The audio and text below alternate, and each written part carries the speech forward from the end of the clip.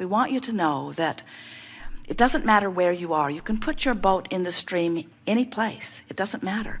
You might be putting your boat in the stream at sickness. You might be putting your boat in the stream at not enough money. You might be putting your boat in the stream at brink of a financial disaster or brink of a marital disruption. You could be putting your boat in the stream with physical sickness that you are experiencing, or your awareness of someone else. In other words, there are all kinds of reasons that you feel the way you do. Wherever you're putting your boat in the stream, it does not matter, because in every single case the stream is moving toward the improvement that you seek. The stream is moving toward the solution to the problem. It's moving toward the answer to the question. It's moving to the becoming of who you are. The stream is undeniable. It is always moving, and it won't stop moving toward that which you are. So it doesn't matter where you are. In fact, we think it is very helpful to realize that you are where you are relative to any subject of importance to you.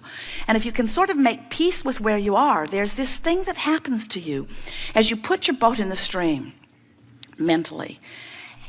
If you say, all right, the stream is flowing and it's going to be all right, there is an automatic releasing of resistance and a turning and moving toward improvement. But if you put your boat in the stream with the attitude, I'm not where I should be, you automatically turn upstream.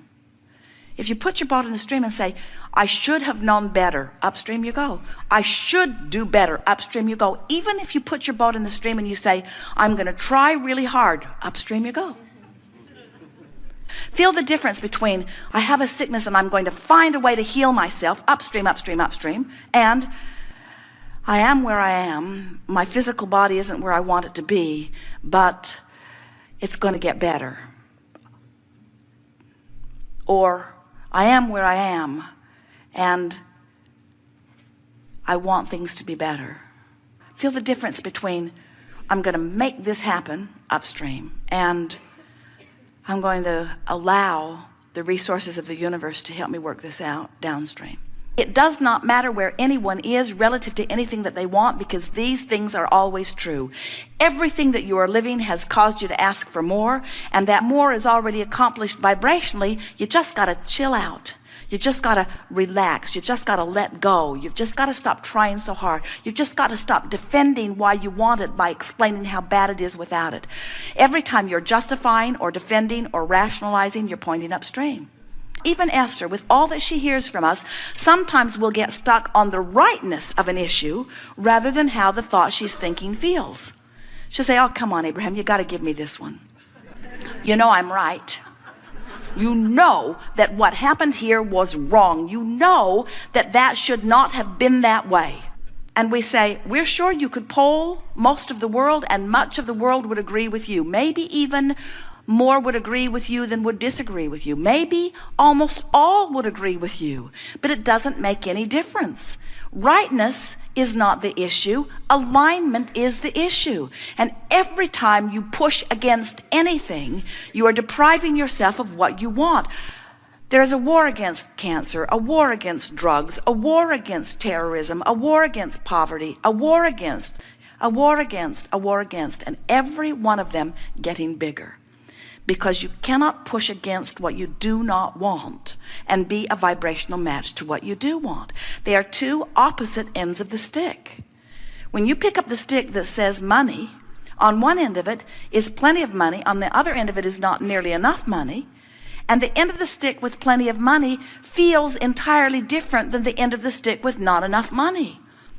And you got to know that the way you feel when you activate the thought of money is your indication of which end of the stick you're on, you see. There are so many things that you want somebody else to do something so that you can feel better. And we say, friends, you got to give that up. You're living a very conditional love. You're saying, that condition feels good to me and that condition feels bad to me. So make that condition more like that condition and then I'll feel better. And we say, what you're doing is sort of sloppy thinking. You're saying, I don't want to ever have to deliberately direct my thoughts. I want somebody to figure out how to control the world so that I can just sort of sloppily look around and most of what I see will make me feel good.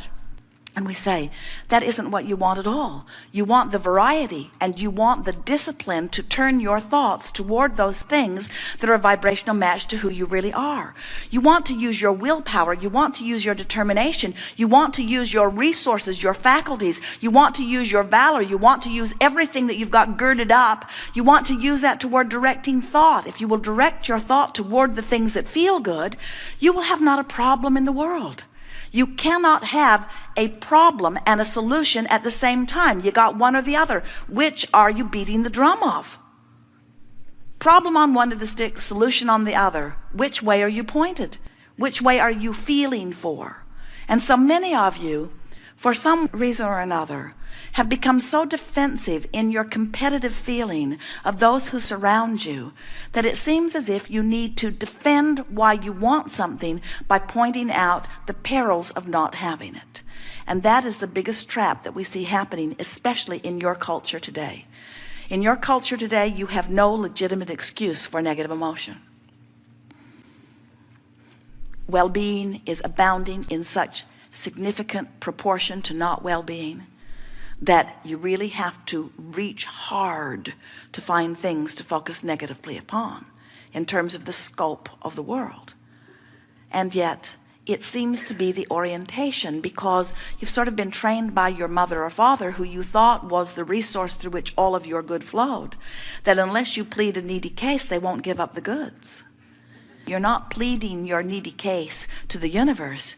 You're simply extracting from the variety your choice of what you prefer, and the source energy immediately becomes the vibrational equivalent of your preference. And if you're not living it in full-blown manifestation, it's only because what's active within you is something other than your preference. You must be talking about something other than what you want, or you would be living everything that you want. You have to start telling a different story. You have to tell the story the way you want it to be, not the way it is. You have to tell the story with the solution emphasized, not the problem. You have to stop complaining and start appreciating. You have to explain it the way you want it to be, not the way it has been. You have to speak of things as you would like them to be. And in all of this, what we're really saying is, just from where you stand, reach for the best feeling thought that you can find. Don't try to mimic the bright sunshine lollipop, tuned in, tapped in, turned on, annoying rainbow sunshine lollipop, rainbow good feeling people. They just drive you crazy, don't they? Don't try to mimic them. Just try to feel as good as you can feel from where you are, because where you are is valid. Where you are is the stream. Jerry and Esther went whitewater rafting last summer, and it was such a glorious day. And the first thing they noticed as they put their raft in the water, there were 6 of them that came together to play, and then dozens of other high school wrestlers that were in the other boats. But as they put their boats in the water, it did not occur to any of them to turn and paddle against the current. It was so obvious to them that this river was going to have its way with them. And the first thing their river guide said to them is, folks, this is not Disneyland, and we cannot turn this river off. And he made a very good point. This is the same point we want to make to you. You can't turn that river off. You cannot hold yourself against the current of what life has caused you to become. And when you try, you don't feel good. And when you let go, you feel ever so much better. So, let's go. Some things you want to talk about? Good, good, good, good, good, good, good, good. So much you want to talk about. You must understand that this gathering happened before you dragged your physical bodies here. That your life has caused you to send forth your rockets.